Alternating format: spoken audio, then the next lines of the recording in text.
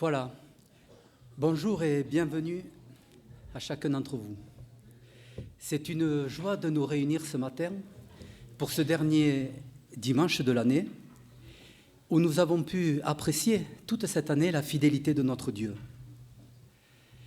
Vraiment, les messages, les études bibliques, les réunions de prière, les groupes maison nous ont fait grandir par la foi, par la parole de Dieu et la communion fraternelle. On peut dire que notre Dieu est vraiment un Dieu d'adoration, digne de louange et d'adoration.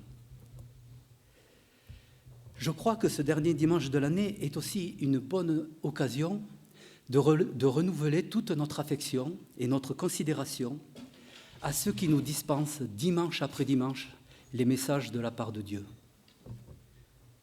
Ce matin, c'est Alain Larrey qui nous donnera le message et il aura pour thème « Prophétie pour l'avenir ». Alors si nous avons quelques inquiétudes pour 2024, soyons un peu patients.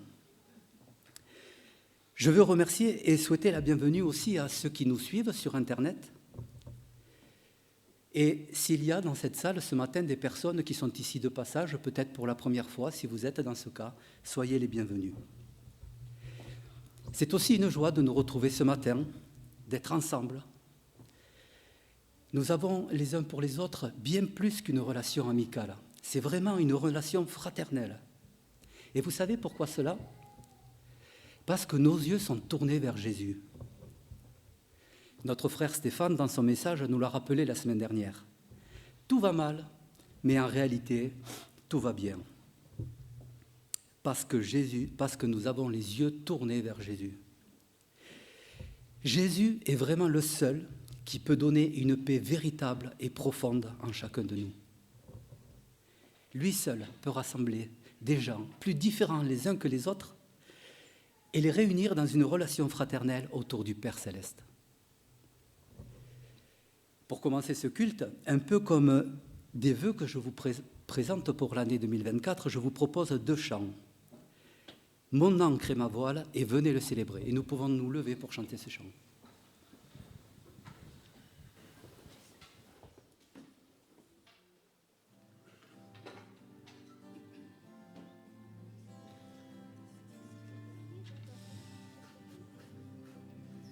Dieu, tu es ma force, ma consolation, une lampe devant mes pas.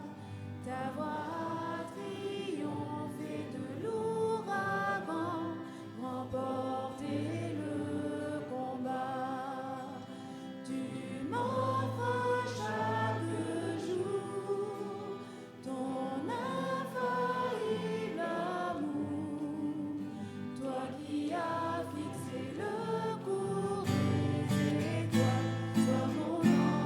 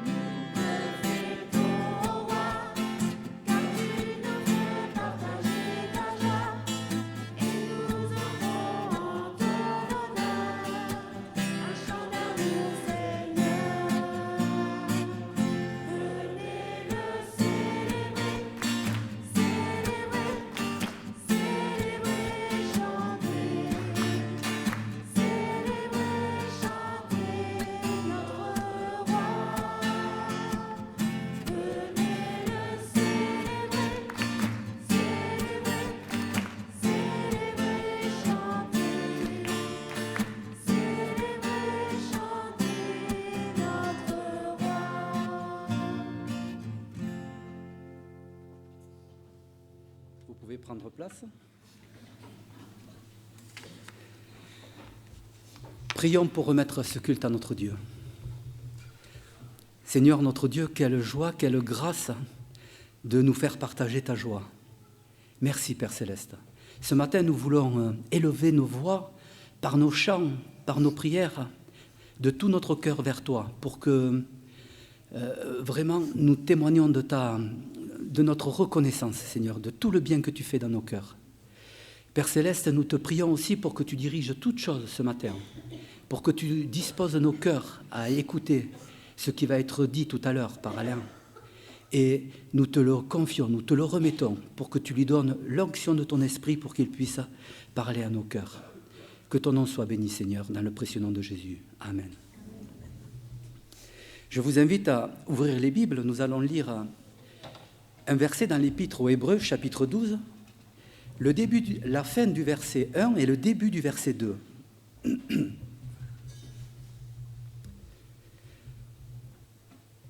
Courons avec persévérance dans la carrière qui nous est ouverte, ayant les regards sur Jésus qui suscite la foi et mène à la perfection. Ayant les regards sur Jésus, c'est bien ce qui a fait notre joie cette année. Et c'est encore ce que nous voulons améliorer pour l'année 2024, c'est-à-dire dans quelques heures. Jésus dit dans Jean 14, 6, « Je suis le chemin, la vérité et la vie. Nul ne vient au Père que par moi. » Et Jésus a toute autorité pour dire cela. Mais en plus, toute la Bible l'affirme également. Et regardez ce que Dieu dit de lui après que Jésus fut baptisé dans Marc au chapitre 1, verset 11. « Et une voix fit entendre des cieux ces paroles. Tu es mon fils bien-aimé. En toi, j'ai mis toute mon affection. » Je vous propose 2 autres chants. Nous pourrons nous lever, mais si vous ne pouvez pas, vous pouvez rester assis, il n'y a aucun problème. Qui donc dans le ciel et tournez les yeux vers le Seigneur?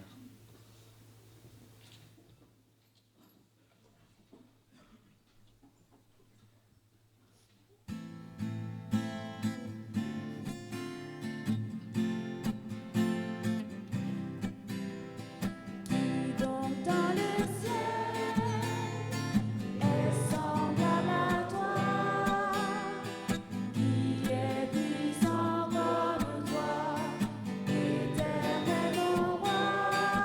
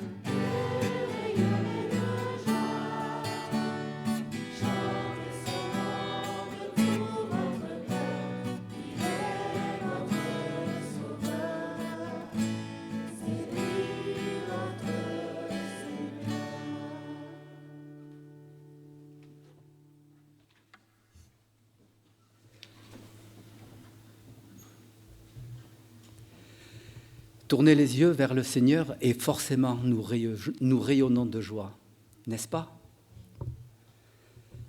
Tournons aussi nos cœurs par la prière à haute voix. Et je clôturerai ce moment. Merci pour vos prières, elles honorent Dieu.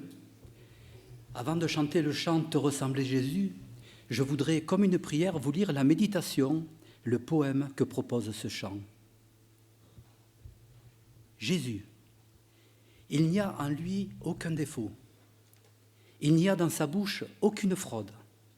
En lui sont la justice, l'amour et la bonté. Dans sa présence, tout est joie, lumière et paix. Pourtant, son cœur connaît la souffrance. Et il n'y a personne qui le regarde avec indifférence. Jésus, en lui, il y a tendresse et fermeté, vérité, victoire et humilité. Il est le plus beau des fils des hommes. Le lys de la vallée, le narcisse de Saron, c'est comme un parfum qui se répand lorsqu'à lui nous pensons. Par une parole d'amour ou un silence, toujours il nous instruit avec patience. Que jamais nous n'ayons d'autre but que d'être semblables à Jésus. Je vous propose de vous lever et nous chanterons « Te ressembler Jésus ».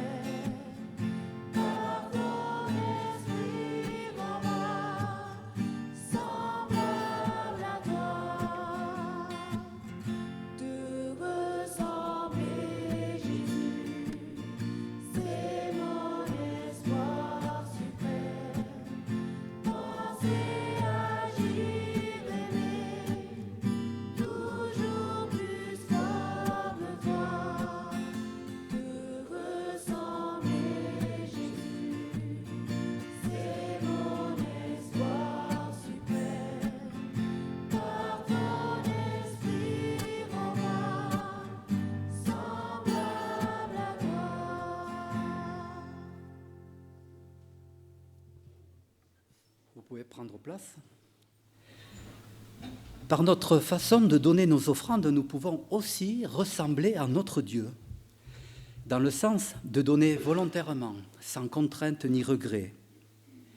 Dieu a tout créé, il nous a également tout donné, et il vit que cela était bon. Nous l'avons déjà dit ici, ne donnez pas si cela vous pèse. Mais si vous avez préparé quelque chose, et si cette libéralité est donnée de tout notre cœur, par amour pour notre Dieu, c'est alors un acte de louange qui est agréé par Dieu. C'est en cela que nous ressemblons à notre Dieu.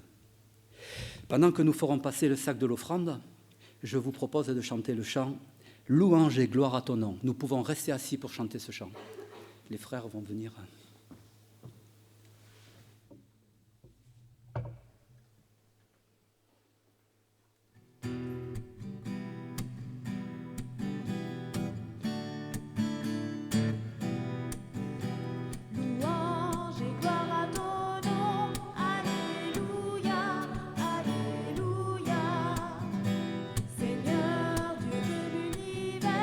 Alléluia, Alléluia.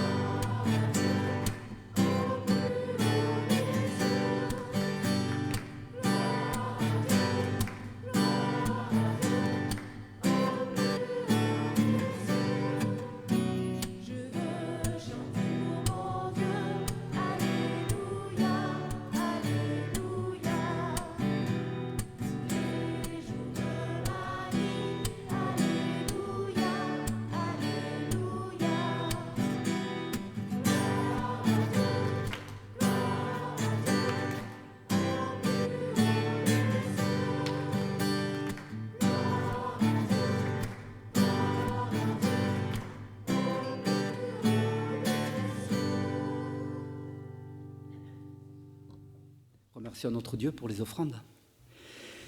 C'est vrai, Seigneur, Père Céleste, tu nous as tout donné avec un cœur d'amour. Et le peu que nous te donnons, Père Céleste, nous te le donnons de la même manière. Parce que nous t'aimons, parce que tu nous as aimés le premier. Au nom de Jésus. Amen. L'évangile de Jean, au chapitre 15, verset 13, nous dit « Il n'y a pas de plus grand amour que de donner sa vie pour ses brebis, pour ses amis. » Et pour nous préparer à la table du Seigneur, reprenons les versets que nous avons lus au début, mais cette fois, je vais les lire en entier, dans l'Épître aux Hébreux, chapitre 12, versets 1 et 2. « Nous donc aussi, puisque nous sommes environnés d'une si grande nuée de témoins, rejetons tout fardeau et le péché qui nous enveloppe si facilement. Et courons avec persévérance dans la carrière qui nous était ouverte, ayant les regards sur Jésus qui suscite la foi et mène à la perfection. En échange de la joie qui lui était réservée, il a souffert la croix, méprisé l'ignominie et s'est assis à la droite du trône de Dieu. Le pain et le vin, ce repas solennel, est une bénédiction puisqu'il nous permet de garder les regards tournés vers Jésus, qui est le seul qui peut nous mener à la perfection. Et il le fera bientôt, lorsque toutes nos ténèbres seront consumées. Lui, notre Seigneur, en échange de la joie qui lui était réservée d'être assis à la droite du trône de Dieu, il a souffert la croix du calvaire. Il a méprisé d'être livré à l'accusateur et il a porté ainsi le fardeau qui mène à la mort. Le pain et le vin nous rappellent le don de sa vie pour nous et le pardon qui s'obtient par la foi. Il est maintenant à la droite de Dieu et il revient bientôt. Avant de prendre ce repas, je vous propose un autre chant, « Jésus par ton sang précieux ».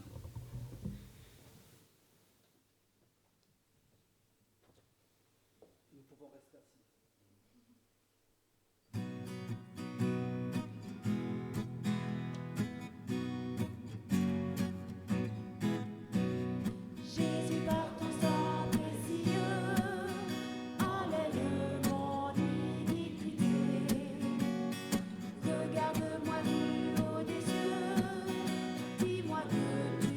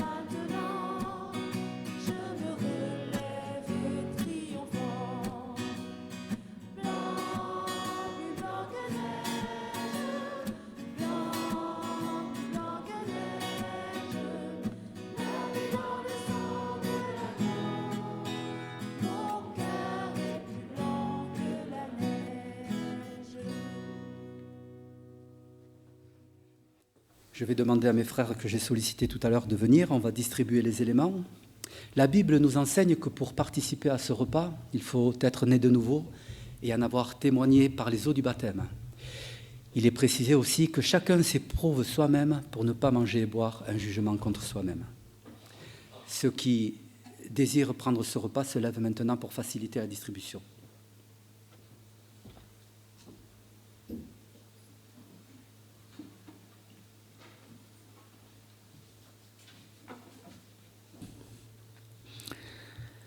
Seigneur notre Dieu, combien ce matin nous voulons nous rappeler qu'il y a plus de 2000 ans, tu es venu sur cette terre, Seigneur, et tu as accompli la volonté du Père, c'est d'aller jusqu'à la croix.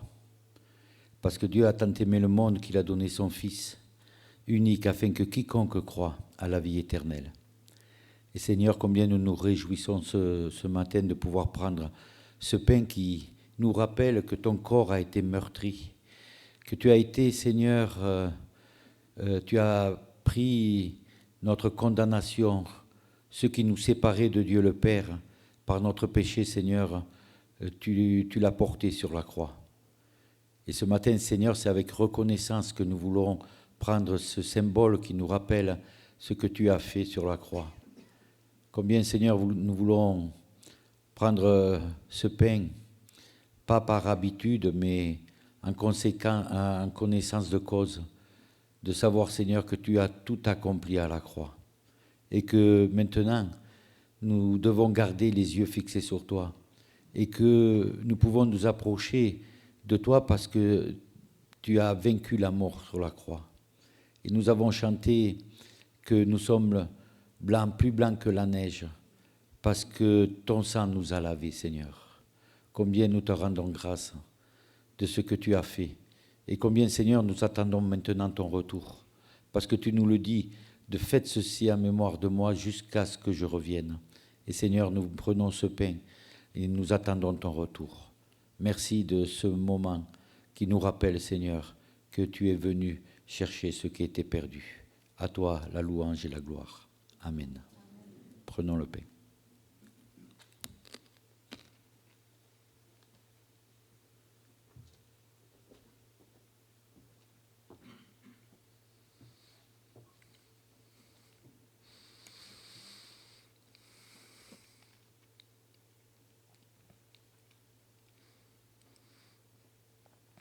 Seigneur notre Dieu, merci pour ces moments que nous pouvons passer devant toi.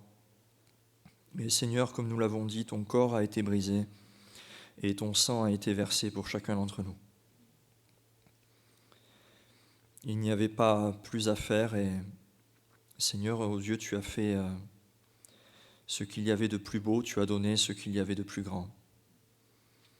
Tu as donné au Dieu ton Fils unique, tu as donné au Dieu sa vie, pour le salut de tous ceux qui mettraient la foi en lui, leur foi en lui. Seigneur, ô Dieu, merci pour ce sang versé pour nous. Amen.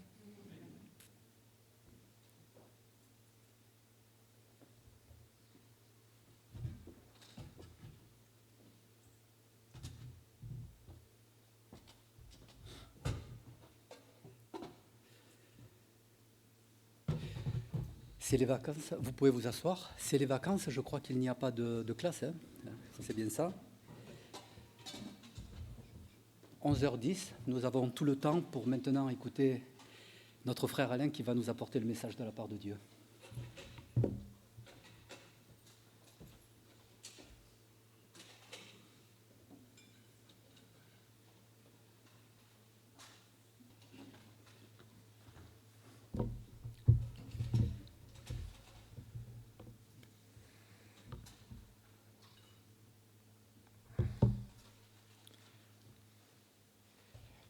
Que le Seigneur bénisse chacun d'entre vous ainsi que tous ceux qui nous regardent.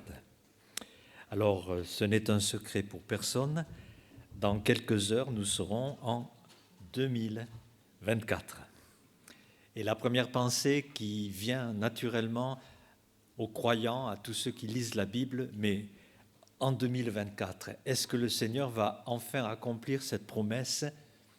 Lorsque je m'en serai allé, que je vous aurai préparé une place, je reviendrai, je vous prendrai avec moi, afin que là où je suis, vous y soyez aussi.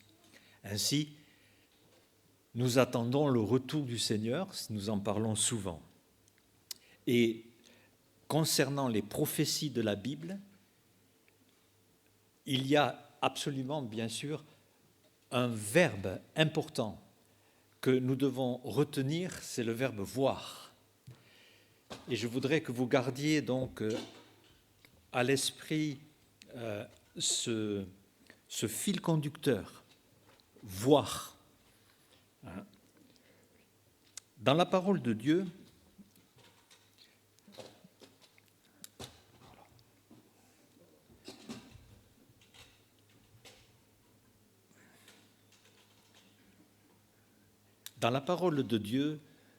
nous avons 3 mots. Épiphanie, Apocalypse, Parousie. Épiphanie, premier mot, signifie apparition, éclat, splendeur. Vous savez que dans quelques jours, on va fêter l'Épiphanie. Là, on n'est plus du tout dans la Bible. C'est de la tradition. On dit que c'est la manifestation de Jésus aux mages. Et comme la tradition a décidé que ces mages étaient rois, on a récupéré aussi une célébration romaine qui célébrait le solstice d'hiver. Et à cette fête, on faisait un gâteau rond et doré comme le soleil, d'où la galette des rois. Mais l'épiphanie, c'est la manifestation du Seigneur. Et toute manifestation. 1 Timothée 6,14, « Je te recommande de vivre sans tache, sans reproche, jusqu'à l'apparition de notre Seigneur. » Jusqu'à l'apparition épiphanie. Le deuxième mot que nous devons connaître et retenir, c'est le mot apocalypse. Révélation, dévoilement. L'Apocalypse, c'est dévoiler. Alors, il y a une petite image qui est tout à fait ça. Vous savez, quand dans un mariage, peut-être parfois la mariée est voilée, un joli voile blanc, et puis au moment de la cérémonie, le voile est enlevé pour que l'époux embrasse sa bien-aimée. Mais quand on lève le voile, c'est l'Apocalypse.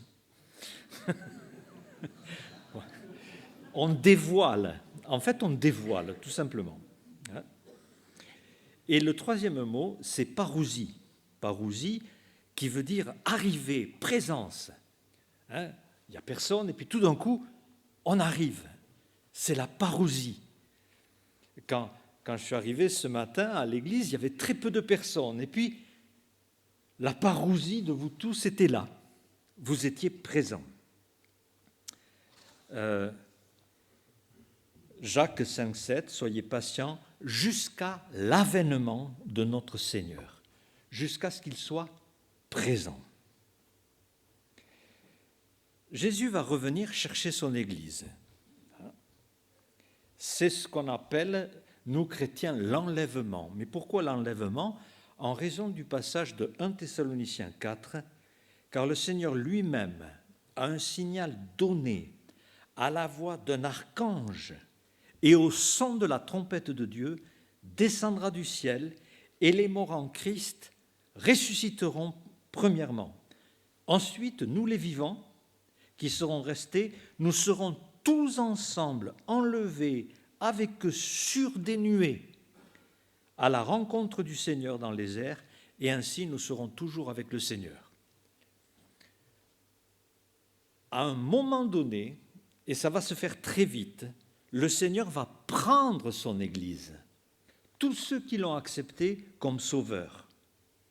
Il y aura d'abord la résurrection de tous les chrétiens qui sont morts depuis 2000 ans, et nous, les vivants, en tout cas la génération qui verra cet événement, il y aura des personnes vivantes qui ne passeront pas par une mort, qui n'iront pas au cimetière, mais qui seront directement transformées pour rejoindre non pas le Seigneur sur la terre, mais dans les airs.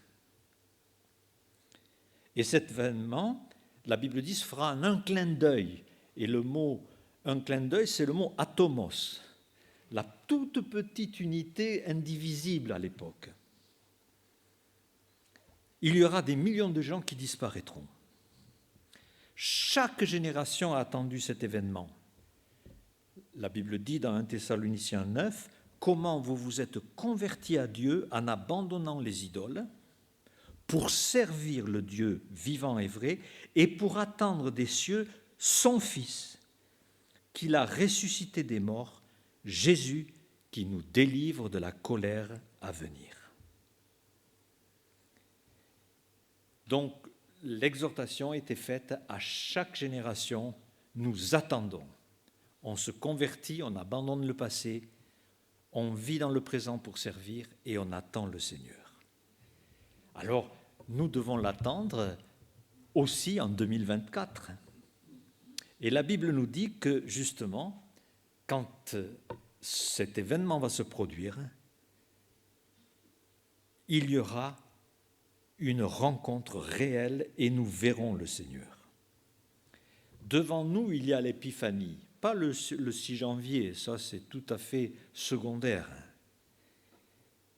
Il y a eu l'épiphanie, la venue du Seigneur, la première, Tite 2:11 nous dit « Nous avons vu la grâce de Dieu, source de salut manifestée », épiphanie. Parce qu'aujourd'hui, nous vivons par la foi. Nous ne voyons pas le Seigneur. Et je sais que pour certains, ça pose un problème. En tout cas, ça l'a été pour moi pendant longtemps, de vivre sans voir. Et c'est une question plus sérieuse qu'on ne le pense. Paul a eu l'expérience extraordinaire d'être ravi au 3e ciel, mais il va dire à tous ses disciples qui étaient là, tous les disciples du Seigneur, dans 2 Corinthiens 5, verset 6, « Nous sommes toujours pleins de confiance et nous savons qu'en demeurant dans ce corps,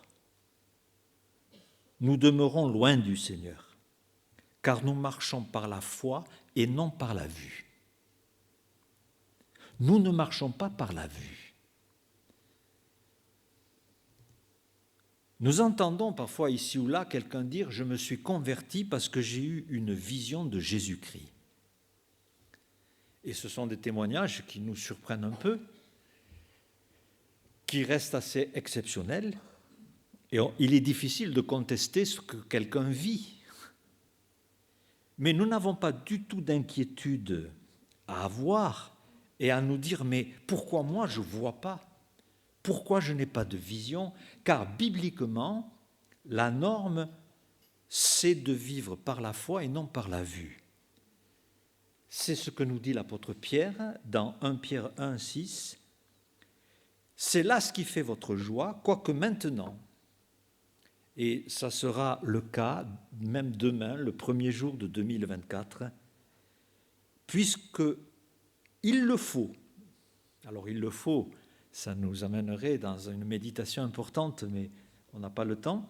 « Vous soyez attristés pour un peu de temps par diverses épreuves. » Et en 2024, nous serons encore attristés par diverses épreuves. Afin que l'épreuve de votre foi ait pour résultat la louange, la gloire, l'honneur, lorsque Jésus-Christ apparaîtra. Apocalypse, dans ce passage. Lui que vous aimez sans l'avoir vu, et en qui vous croyez sans le voir encore. Qui peut aimer quelqu'un qu'il ne voit pas ? On ne tombe pas amoureux par correspondance dans le domaine humain. À un moment donné, il faut voir la personne. Et Dieu nous appelle pour le moment à nous attacher à lui sans le voir. Mais le but de Dieu dans l'enlèvement de l'Église nous est donné dans Jean 17, 24, « Père, je veux que là où je suis, ce que tu m'as donné soit aussi avec moi, afin qu'ils voient ma gloire. La gloire que tu m'as donnée parce que tu m'as aimé avant la fondation du monde. Et là, le désir profond du Seigneur, c'est enfin de nous montrer sa gloire, autant que nous, il nous tarde de sortir de cette étape de la foi sans la vue. Et nous devons tenir ferme, même si parfois c'est un peu plus difficile, nous sommes éprouvés, il faut aller jusqu'au bout. En 1492, Christophe Colomb et son équipage naviguent. Ils sont sur l'océan. Une semaine passe, 2 semaines passent, 1 mois, 2 mois. Ils ne voient rien, que de l'eau, que de l'eau, que de l'eau. Parfois la mer est calme, parfois c'est des grosses tempêtes. Exactement comme c'est passé 2023 pour nous. Et peut-être sera encore la même chose 2024. Mais dans la nuit du 12 octobre 1492, ils voient la terre. Après plus de 9 semaines en mer. Et Christophe Colomb appelle cette terre San Salvador, Saint-Sauveur. Ça y est, on est sauvé. On se demandait où on allait finir. Et c'est de là que vient ce nom, pour témoigner de son soulagement et remercier Dieu d'enfin avoir pu trouver cette terre. Nous voyageons par la foi et non par la vue. Et le voyage de l'océan de ce monde, c'est parfois vraiment des turbulences énormes, des vagues énormes. Et peut-être vous en avez eu en 2023. Peut-être il y en aura encore en 2024. Et il se pourrait qu'en 2024, il y ait enfin ce moment extraordinaire où nous voyons notre Saint-Sauveur, notre Salvador à nous. Mais il n'y a pas que cette prophétie. D'autres prophéties ont été écrites depuis 2500 ans, 3000 ans, que nous allons voir s'accomplir et dont certaines, nous sommes en train déjà de les voir. Et je voudrais vous en citer, bien sûr, plusieurs. Et d'abord, faire un résumé en une phrase. Que va-t-il se passer ? Qu'allons-nous voir ? Dieu a promis de prendre son Église. Alors, à un moment donné, une génération va la voir, cette prophétie. Mais Dieu a aussi prophétisé de ce que va devenir le monde à la fin des temps. Et quand vous voyez dans la Bible, en ce temps-là, plus tard, donc on sait que c'est la fin des temps, dans les derniers jours, nous allons voir des événements incroyables et comment les nations vont de plus en plus se tourner contre Dieu. Dieu a parlé du jugement qu'il exercera sur ces nations. Dieu a parlé du retour des Juifs en Israël, de la résurrection d'Israël. Et Dieu a annoncé, je reviendrai, je m'établirai à Jérusalem et je régnerai sur toutes les nations après les avoir jugées.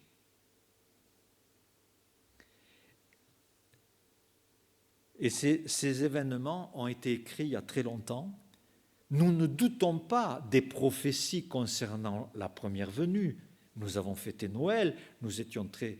Oui, on a vu, c'est vrai, Jésus-Christ est né à Bethléem, c'était écrit dans Michée. On n'a pas de doute sur cette première venue. Mais beaucoup de passages nous indiquent que le Seigneur va un jour habiter parmi les hommes à Jérusalem. Alors, que va-t-il se passer ? Eh bien, il y a un événement absolument important, ces prophéties sont annoncées, se mettent en place et vont être totalement déployés quand l'Église va partir. Et pour beaucoup de raisons, nous constatons que l'enchaînement des événements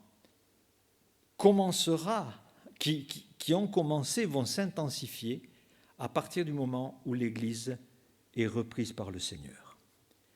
Et la première chose dont vous avez entendu parler, c'est la venue d'un antichrist. C'est une expression et un mot très très précis qui est un personnage clé de la fin des temps. Le ministère du Saint-Esprit au présent dans l'Église retient en quelque sorte la manifestation d'un règne incroyable qui ne sera pas très long, mais qui provoquera aussi beaucoup de bouleversements dans l'humanité. Dans 2 Thessaloniciens 2, il est écrit au verset 6, « Et maintenant vous savez ce qui le retient, afin qu'il ne paraisse qu'en son temps, afin qu'il ne paraisse, c'est le mot apocalypse dans ce cas précis. Car le mystère de l'iniquité agit déjà, tout se met en place, bien sûr, dans la société, dans la façon de penser, dans la façon de vivre et de s'organiser, mais il faut seulement que celui qui le retient ait disparu. Et l'apparition de cet impie, l'apparition, ici c'est parousie, dans le sens de présence. La présence de l'Antichrist se fera par la puissance de Satan avec toutes sortes de miracles, de signes, de prodiges. Que va-t-il se passer quand le ministère du Saint-Esprit se sera arrêté parce que l'Église sera partie? Rien ne retiendra l'impie de venir prendre le leadership de toutes les nations et de séduire l'humanité par toutes sortes de prodiges, de miracles. Il aura une autorité incroyable. Toutes les nations vont lui prêter allégeance et c'est animé d'une puissance diabolique qui séduira l'humanité. Et d'ailleurs, l'action du diable a toujours été d'essayer de prendre la place de Dieu. Il voulait être l'égal de Dieu aux origines. Et il imitera le Seigneur, déjà par la Trinité. Dieu est 3 en 1, et de la même manière, le diable veut créer une Trinité. Quand vous lirez Apocalypse 12 et 13, vous avez le dragon, donc le diable, Satan. Vous avez la bête qui monte de la mer, l'antichrist, cet impie, et la bête qui monte de la terre, le faux prophète, qui sert les intérêts de l'antichrist. Et nous avons là la Trinité. Et nous découvrons aussi dans Apocalypse, au chapitre 13, et quand on regarde les détails, je vous en mentionne certains, l'Antichrist va imiter la mort et la résurrection, exactement comme Christ. Et je vis l'une de ses têtes comme blessée à mort, mais sa blessure mortelle fut guérie, et toute la terre était dans l'admiration. Blessé à mort est la même expression qui est utilisée pour Jésus-Christ dans Apocalypse 5, l'agneau immolé. L'Antichrist fera la guerre aux saints, au verset 7, et il est écrit donc qu'il fait cette guerre et qu'il persécute les croyants. Mais vous direz, mais je croyais qu'on était partis. Oui, nous serons partis au moment où l'impie vraiment aura installé son règne, mais il y aura des personnes qui continueront à se convertir. Vous vous rendez compte qu'en ce moment, peut-être ici, parmi ceux qui nous écoutent, si le Seigneur revient en 2024, les plus jeunes vont connaître tout ce dont on parle. Et une fois qu'il n'y aura plus l'Église, une fois qu'on sera devant l'Antichrist, si vous êtes décidé de croire en Jésus-Christ et d'être du côté de Dieu, eh bien, l'impie vous fera la guerre. Oui, il vous fera la guerre. Apocalypse 13,9 nous dit « Il est écrit que celui qui a des oreilles pour entendre, entende. » Mais vous remarquerez qu'ici, il n'y a plus l'expression, comme au chapitre 2 et 3 d'Apocalypse, que celui qui a des oreilles pour entendre, entende ce que l'Esprit dit aux églises. Là, il n'y a plus l'Église, parce qu'elle n'y est plus. Apocalypse 13,14 nous dit « Cette bête, donc cet antichrist, séduiront les habitants de la terre par des prodiges. Il lui était donné d'opérer en présence de la bête, disant aux habitants de la terre de se faire une image de la bête qui avait la blessure de l'épée et qui vivait. » Ainsi, le faux prophète va un petit peu contrebalancer le ministère du Saint-Esprit qui agit pour que les hommes soient convaincus de péché, de justice, se tournent vers Jésus-Christ, et le faux prophète agira pour que l'humanité se tourne vers l'Antichrist. Mais l'imitation continue. De même que le Sauveur porte l'Église, l'épouse de Christ, l'Antichrist aura dans ses bras une prostituée, une femme, mais qui est une prostituée. Et dans Apocalypse 17, verset 7, « Pourquoi t'étonnes-tu ? Je te dirai le mystère de la femme et de la bête qui la porte. » Donc là, il y aura une alliance, bien sûr, entre l'Antichrist et une femme. Mais qui est cette femme ? Cette femme constitue un pouvoir religieux, politique, même économique, qui a ses racines il y a bien longtemps. Et si vous lisez le prophète Daniel, vous voyez que l'humanité est une succession de 4 royaumes. Donc il y a eu Babylone, les Perses, les Grecs et les Romains. Mais les Romains est la 4e bête. Et la Bible dit qu'à un moment donné, une petite pierre se détache, frappe les pieds de la 4e bête, donc parce que ces royaumes sont représentés sous la forme d'une statue. La pierre frappe les pieds et tout s'écroule. Les systèmes humains disparaissent et c'est Christ qui prend le relais et qui règne. Alors nous sommes dans la 4e bête. Et l'Empire romain, l'empire religieux, est un empire redoutable. Mais la Bible est très sévère quand elle dit dans le chapitre 18:2, « Elle est tombée, Babylone la grande.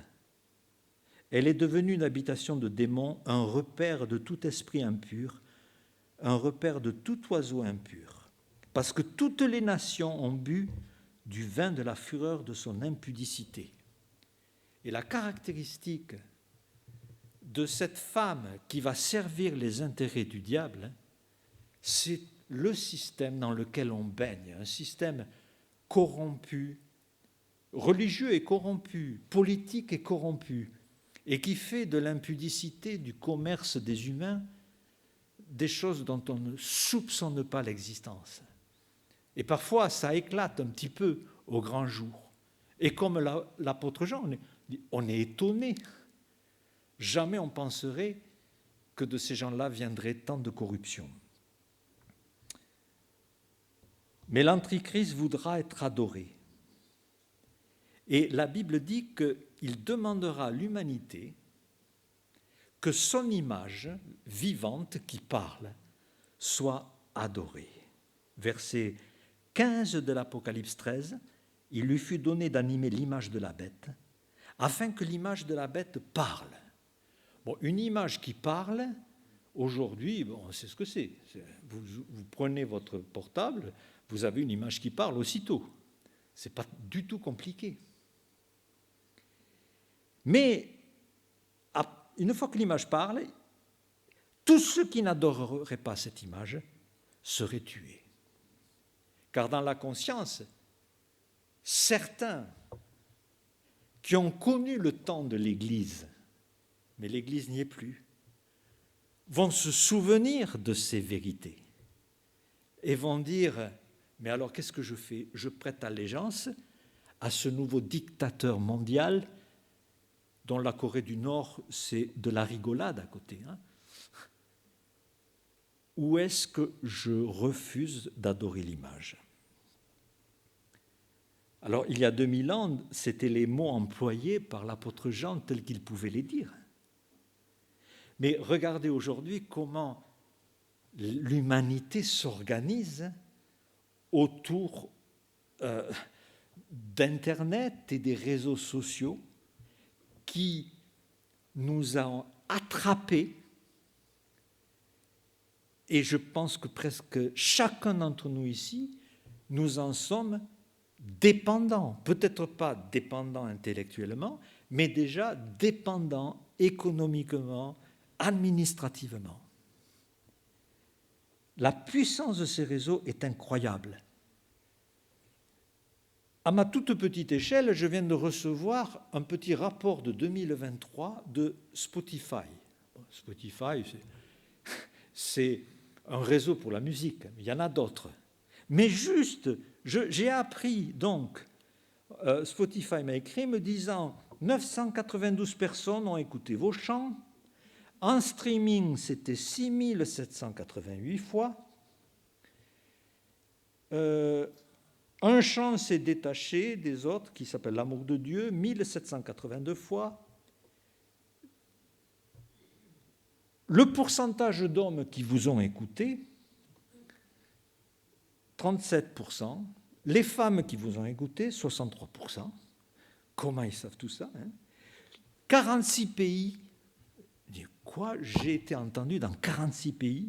La Chine, la Russie, l'Argentine, le Canada, les USA. Je dis, mais comment c'est possible? C'est absolument incroyable. Et ça, c'est juste Spotify. Après, il y a Apple Music, il y a Deezer, etc., TikTok, etc. On ne peut rien faire sans que tout soit enregistré. On sait qui vous êtes, ce que vous faites. Quand vous ouvrez un site, quelle est la première chose qui arrive? On vous pose une question. La question, c'est est-ce que vous acceptez les cookies ou est-ce que vous refusez les cookies? Et vous êtes là, bon, moi je reconnais, bon, pour aller plus vite, je dis oui et puis paf. Mais en disant oui, la grosse machine prend tous les mouvements que vous faites, tout ce que vous voyez, tout ça c'est enregistré et retenu. Vous vous rendez compte? L'Église va partir. Un système mondial va se mettre en place. Mais la Bible dit que, Apocalypse 13, 16, que l'on soit petit, grand, pauvre, riche, on recevra une marque sur la main droite ou le front. Et personne ne pourra acheter ni vendre sans avoir la marque de la bête.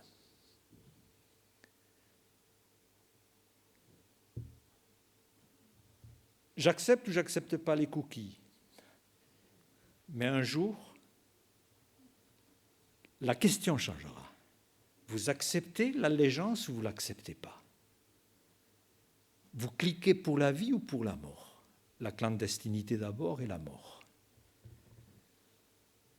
Et si vous acceptez, vous aurez votre QR code et vous pourrez acheter et vendre. Sans cela, tout se bloque. Vous irez au magasin, on vous refusera de vous donner les articles parce que vous ne pourrez pas l'acheter. Vous ne pourrez plus rien faire. Aujourd'hui, cette immense machine on y plonge la tête la première parce que ça nous rend des services et on ne peut même pas déclarer les impôts sans passer par la grosse machine. C'est pour nous servir. Mais un jour, ceux qui la commandent vont demander le mouvement inverse, c'est pour nous servir. Et ce n'est pas anodin que le diable qui veut imiter Christ impose une marque sur le front et la main. Vous savez que quand le Seigneur a institué sa parole, il a demandé aux Juifs, tu garderas mes commandements, tu les liras comme un signe sur tes mains et entre les yeux sur le front.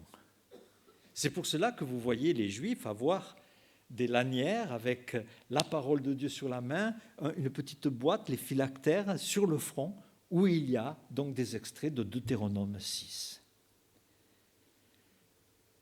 Il y a le signe extérieur, mais pour le Juif, c'était la parole de Dieu nourrit mon esprit, ce que je pense est par la parole de Dieu, et donc après ce que je fais est influencé par la parole de Dieu.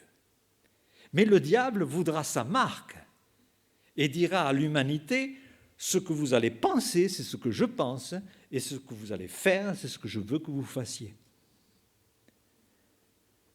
Et le diable voudra voler tout ce qui est à Dieu, puisqu'il est même dit dans Matthieu 24, 15, c'est pourquoi lorsque vous verrez l'abomination de la désolation, c'est un terme pour désigner l'Antichrist, dont a parlé le prophète Daniel, établi en lieu saint, que celui qui lit fasse attention. Et dans 2 Thessaloniciens 2,4, l'adversaire qui s'élève au-dessus de tout ce qu'on appelle Dieu, de tout ce qu'on adore, jusqu'à s'asseoir dans le temple de Dieu, il voudra s'installer à Jérusalem et prendre la place de Dieu. Et cela nous amène donc à des choses que nous voyons déjà et que nous verrons de plus en plus. C'est bien sûr la résurrection d'Israël. Et Jérusalem, qui est vraiment la convoitise de tout le monde. Dans Ézéchiel 37, verset 11, le peuple juif est décrit comme des ossements. La maison d'Israël est détruite. Nos os sont desséchés, notre espérance est détruite, nous sommes perdus. Et puis, prophétise, j'ouvrirai vos sépulcres et vous sortirez des tombes. Et ça, cette prophétie écrite il y a plus de 2500 ans, nous la voyons s'accomplir. Nous l'avons particulièrement vu s'accomplir au cours du XXe siècle. Le souci d'exterminer les Juifs a toujours été présent, toujours été là. Ce n'est pas simplement le programme du système nazi, mais c'est quelque chose d'universel. Même le grand mufti de Jérusalem avait demandé au Troisième Reich de venir construire des chambres à gaz sur la terre d'Israël, dans la vallée de Jisraël. Le mépris du peuple de Dieu est quelque chose qui a été prophétisé il y a plus de 3000 ans. Deutéronome 28, 67. Parmi ces nations, quand tu seras dispersé parmi les nations,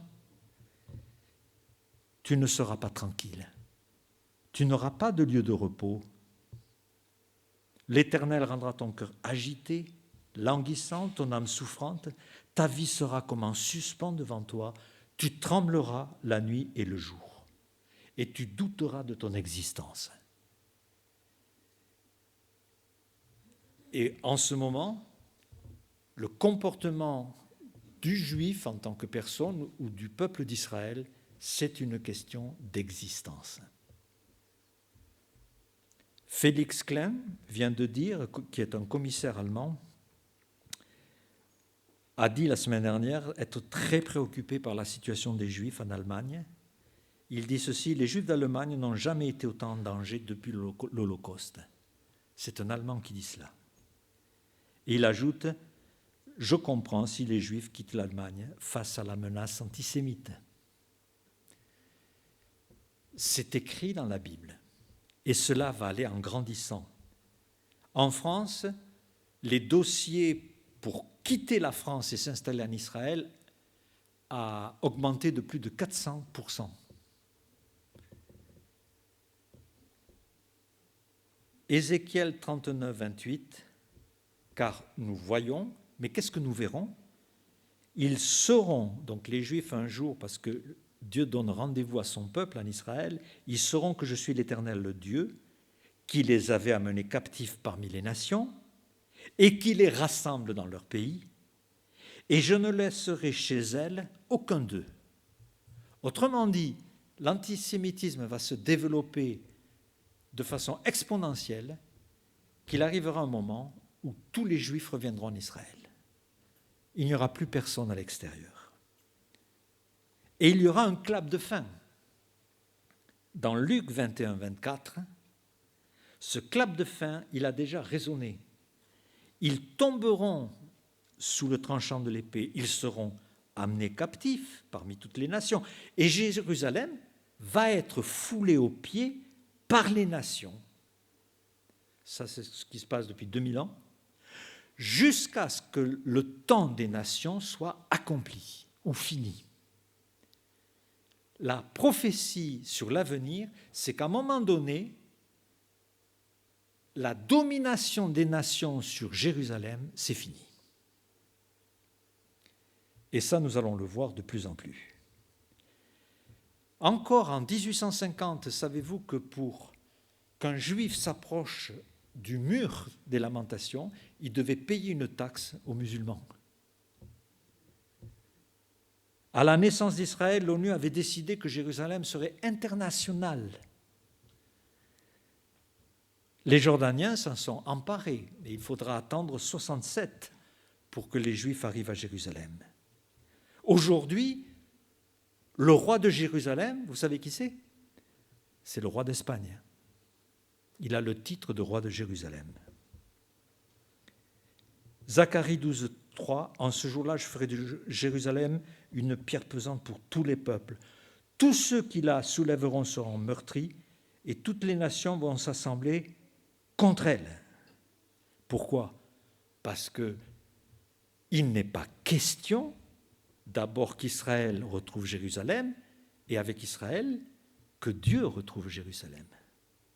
En 1980, Jérusalem est redevenue la capitale d'Israël, une et indivisible.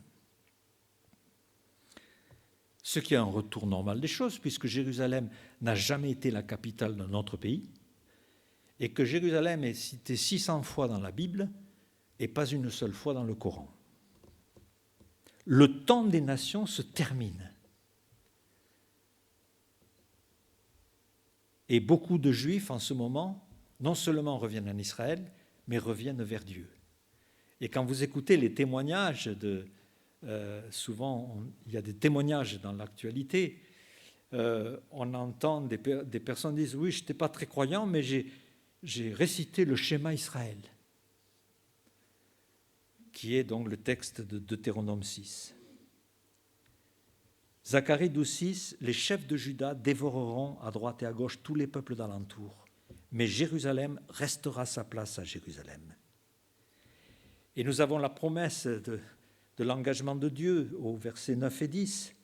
En ce jour-là, je m'efforcerai de détruire toutes les nations qui viendront contre Jérusalem. Et le projet de Dieu, c'est de rassembler le peuple juif autour de Jérusalem et de faire en sorte que tout ce peuple se tourne enfin vers le Seigneur. Je répandrai sur la maison de David un esprit de grâce et de supplication. Ils tourneront les regards vers moi, celui qu'ils ont percé. Ils vont reconnaître que le Messie, c'est celui qui est déjà venu. Parce que les Juifs attendent le Messie, mais pas encore celui qu'ils ont percé.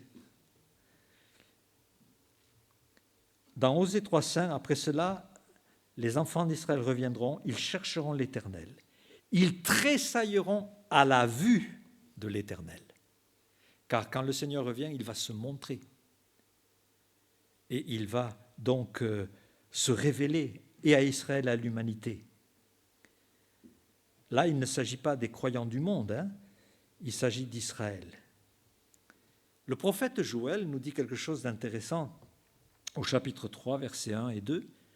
« Quand je ramènerai les captifs de Juda et de Jérusalem, je rassemblerai toutes les nations et je les ferai descendre dans la vallée de Josaphat. » Car évidemment, plus Israël va s'installer, plus les nations seront opposées et vont converger vers Israël dans un ultime combat où seul Dieu pourra l'arrêter. Josaphat est une vallée qui est à Jérusalem en contrebas du mont des Oliviers. J'entrerai en jugement avec elle au sujet de mon peuple d'Israël, mon héritage, qu'elles ont dispersé parmi les nations, et au sujet de mon pays, qu'elles se sont partagées. Ce que nous verrons dans la prophétie sur l'avenir, c'est qu'à un moment donné, Dieu lui-même va donner rendez-vous aux nations et va les juger à Jérusalem sur des accusations très précises. Qu'avez-vous fait à mon peuple? Pourquoi vous vous êtes partagé mon pays? Et pourquoi vous avez dispersé et opprimé mon peuple? Voilà les chefs d'accusation à venir. Et là, il ne s'agit pas des péchés des hommes, c'est un jugement, je dirais, de comportement des nations par rapport à Israël. Ésaïe 28, 26, j'exercerai mes jugements contre tous ceux qui les entourent et qui les méprisent, et ils sauront que je suis l'Éternel. Et ces nations qui vont se déchaîner contre Israël seront conduits par l'Antichrist. Et dans 2 Thessaloniciens 2, que nous avons déjà mentionné, le Seigneur détruira l'Antichrist par le souffle de sa bouche et il anéantira ce leader par l'éclat de son avènement. Parousie, l'un des 3 mots clés pour voir. Par l'éclat de son avènement. Donc, quand le Seigneur reviendra, à ce moment-là, il sera tellement éclatant que l'Antichrist sera anéanti. Zacharie 14, 3, il paraîtra, il combattra les nations comme au jour de la bataille, et ses pieds se poseront sur le mont des Oliviers, qui est vis-à-vis de Jérusalem. Et la montagne des Oliviers se fendra. Il y aura un bouleversement. Et tous ceux qui resteront des nations venues contre Jérusalem déposeront les armes, arrêteront et changeront complètement de pensée et vont vraiment découvrir le Seigneur et s'attacher à lui et monteront chaque année pour se prosterner devant le roi. Parce que l'intention du Seigneur, c'est de venir régner réellement à Jérusalem. C'est pour cela que nous avons aussi des promesses qu'après le jugement des nations, il y aura une bénédiction pour toutes les nations. Mais il va falloir traverser le tsunami du règne diabolique, des colères de Dieu décrites par les coupes dans l'Apocalypse, ce temps de grande tribulation, heureusement qu'il sera abrégé, parce que sinon personne ne pourrait survivre. Mais l'Éternel promet dans Ésaïe 25, il prépare à tous les peuples. Donc peut-être certains d'entre vous, ou d'autres personnes qui auront traversé ces choses-là, arriveront jusqu'au début de ce qu'on appelle le millénium. un festin de mets succulents. Jérémie 3, 17. En ce temps-là, on appellera Jérusalem, et c'est un verset, il y en a beaucoup, j'étais obligé de choisir, mais on appellera Jérusalem le trône de l'Éternel. Toutes les nations s'assembleront à Jérusalem au nom de l'Éternel, et elles ne suivront plus les penchants de leur mauvais cœur. Donc, les nations vont se convertir, et les méchants qui ne veulent pas seront anéantis avec l'Antichrist. Mais Jérusalem sera le trône de l'Éternel. Mais vous vous rendez compte que même Ézéchiel nous décrit que le Seigneur s'installera, il modifiera la topographie de Jérusalem, il installera un temple. Et la maison de Dieu sera visible. Alors imaginons qu'on soit à ce moment-là, nous verrions le Fils de Dieu, de même qu'on l'a vu il y a 2000 ans, on le verra dans sa gloire, dans sa maison, à Jérusalem. Et toutes les nations iront chaque année lui rendre hommage.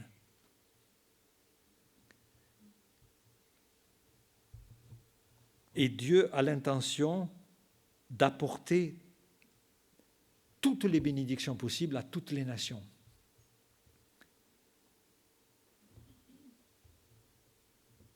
Deux certitudes pour entamer 2024. Pour Israël, Amos 9,15, « Je les planterai dans leur pays, ils ne seront plus arrachés. Je les planterai, ils ne seront plus arrachés. Et je les défendrai, et Jérusalem est à moi, dit le Seigneur. J'aurai là toujours mes yeux et mon cœur. » Ésaïe 29, 8.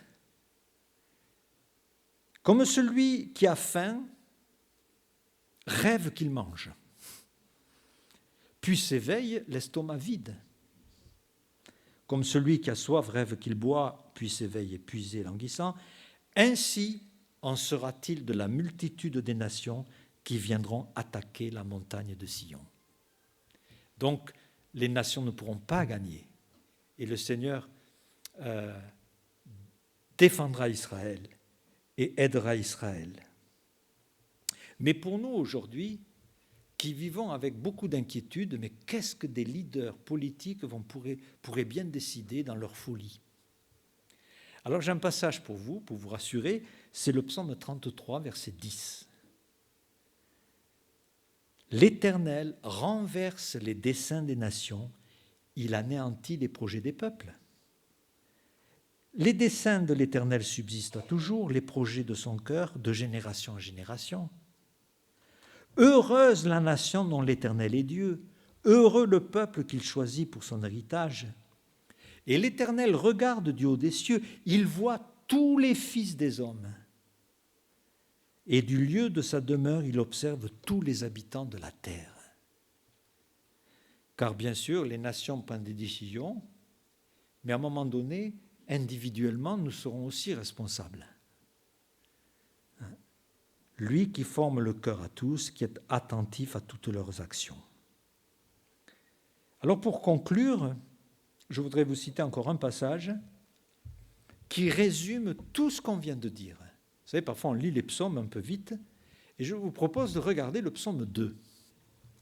Et le psaume 2 récapitule tout ce que nous venons de voir, enfin évidemment en très condensé, mais c'est un psaume magnifique, un psaume appelé psaume messianique.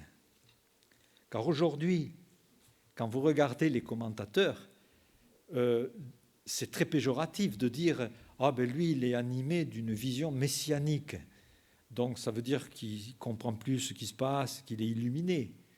Mais en fait, c'est tout le contraire. La vision messianique est la clé de tout le déroulement de ce qui arrive. Alors voilà ce que dit le Seigneur dans le psaume 2. « Pourquoi ce tumulte parmi les nations, ces vaines pensées parmi les peuples? Pourquoi les rois de la terre se soulèvent-ils? Et les princes se liguent-ils avec eux contre l'Éternel et contre son oint ?»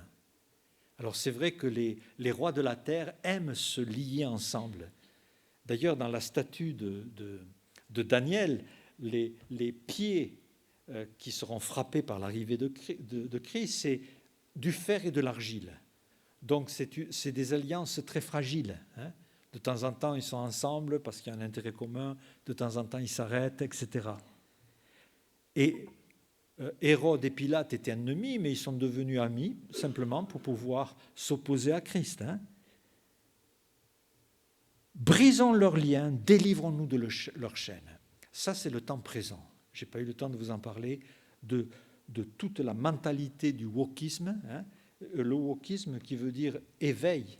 Mais ça veut dire, voilà, je m'éveille, donc je sors de tout l'héritage que j'ai eu. Et c'est des choses nouvelles qui sont bonnes. Hein. Et on veut se détacher de toutes les chaînes. Les chaînes du principe d'autorité, du principe du mariage d'un homme et d'une femme. Ça paraît basique, mais tout ça, on va s'en sortir. Voilà. Et toutes les autres choses, faute de temps, je ne peux pas développer. Mais le Seigneur qui voit tout cela, qui voit comment aujourd'hui la pression est faite sur les jeunes pour vous dire des choses absolument horribles, idiotes et ignobles. Et si vous entendez, vous les jeunes, en disant, bon, si vous êtes une fille, peut-être ce n'est pas la peine de rester une fille, c'est complètement de la folie. Hein. Ils sont partis là, en vrille. Hein. Mais celui qui siège dans les cieux rit, et le Seigneur se moque d'eux. Vous voulez vous briser des chaînes, vous voulez vous briser, vous séparer de tout ce que je vous apporte, de la révélation de la parole de Dieu. Hein. Il leur parle dans sa colère, il les épouvante dans sa fureur.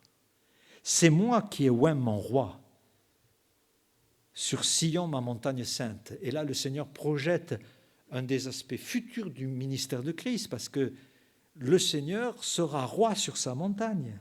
Je publierai le décret. L'Éternel m'a dit, et là c'est le Fils qui parle, « Tu es mon Fils, je t'ai engendré aujourd'hui.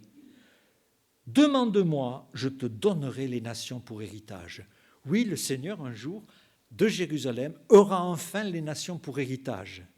Les nations que Satan avait proposé de lui offrir lors de la tentation, mais que le Seigneur a refusé, car ce n'était pas le moment, il fallait qu'il passe par la croix. Demande-moi, je te donnerai les extrémités de la terre pour possession. Tu les briseras sous une verge de fer. Ça, c'est le jugement futur dont on vient de parler. Quand le Seigneur est venu, il a dit, je ne suis pas venu pour juger, mais pour sauver. Mais quand il viendra pour juger. Il aura un règne de fer, un règne total. Tu les briseras comme le vase d'un potier. Et nous avons l'image d'un potier qui fait un vase qui ne réussit pas, qui brise et qui recommence. Et c'est ce qu'il fera avec les nations. Et l'appel est maintenant au présent. Maintenant, roi, conduisez-vous avec sagesse, juge de la terre, recevez instruction, servez l'Éternel, réjouissez-vous avec tremblement, baisez le Fils de peur qu'il ne s'irrite et que vous ne périssiez dans votre voie, car la colère est prompte à s'enflammer. Heureux ceux qui se confient en lui. Et vous voyez comment le psaume 2 fait un petit survol général. Aujourd'hui, baiser le Fils, ça veut dire adorer le Seigneur. Reconnaissez-le comme sauveur et maître de votre vie. Il est le roi des rois, le Seigneur des seigneurs, il est notre Rédempteur. La France a beaucoup de châteaux. Il y a un château qui s'appelle le château de Cheverny, qui a toujours été occupé depuis des centaines d'années par la même famille, la famille Hureau.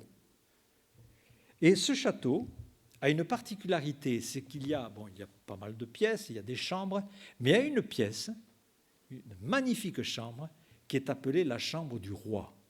Parce que du temps des rois, bien sûr, il y avait des pièces, les nobles s'invitaient entre eux, mais quand même, on ne sait jamais. Si tout d'un coup le roi débarque, il faut que sa place soit prête. Et il y a une chambre qui a toujours été uniquement destinée au roi.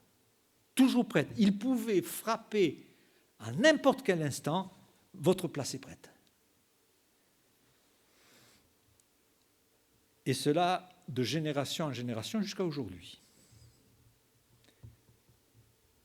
La chambre était prête. Cela veut dire qu'elle n'était pas occupée par quelqu'un d'autre, qu'elle n'était pas sale, qu'elle n'était pas dans le bazar.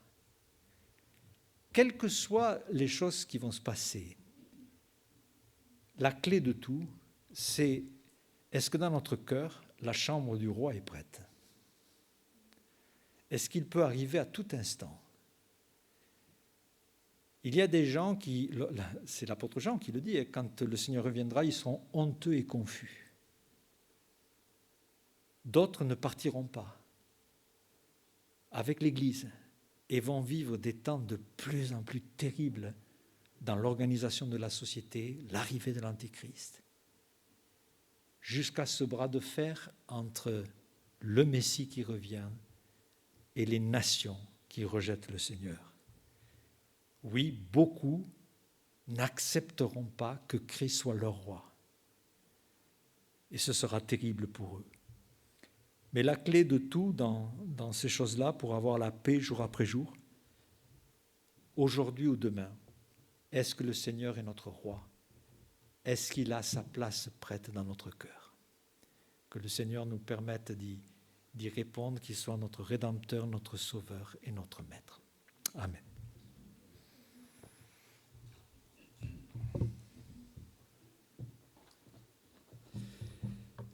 Merci beaucoup Alain pour ce message, où il y a eu beaucoup de choses ce matin. Mais en effet, les temps pour Dieu sont arrêtés. Et heureusement que nous marchons par la foi. Parce que ce que nous risquons de voir risque de ne pas être la vérité, même ne sera pas la vérité. Alain a choisi comme chant pour clôturer ce message « Rédempteur du monde ». Je vous invite à vous lever pour chanter ce chant.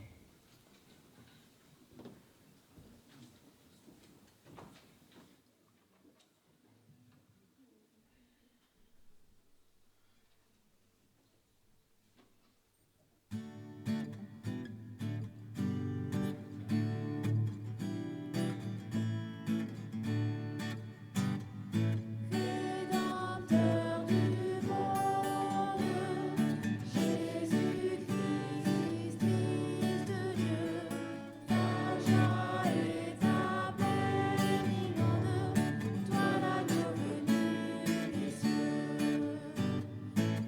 Merci notre Père d'avoir donné Jésus, ton Fils, et d'envoyer ta lumière par le Saint-Esprit.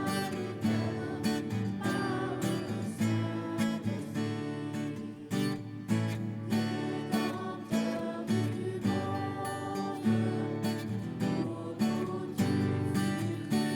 crucifié, ton amour, ta grâce abonde, ô glorieux ressuscité. Merci notre Père d'avoir donné Jésus, ton Fils, et d'envoyer ta lumière par le Saint-Esprit.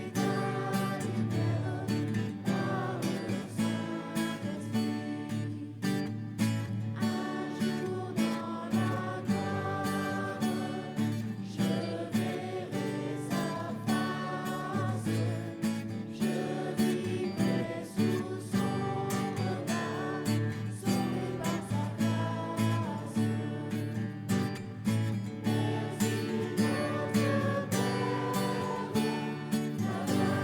d'avoir donné Jésus, ton Fils, et d'envoyer ta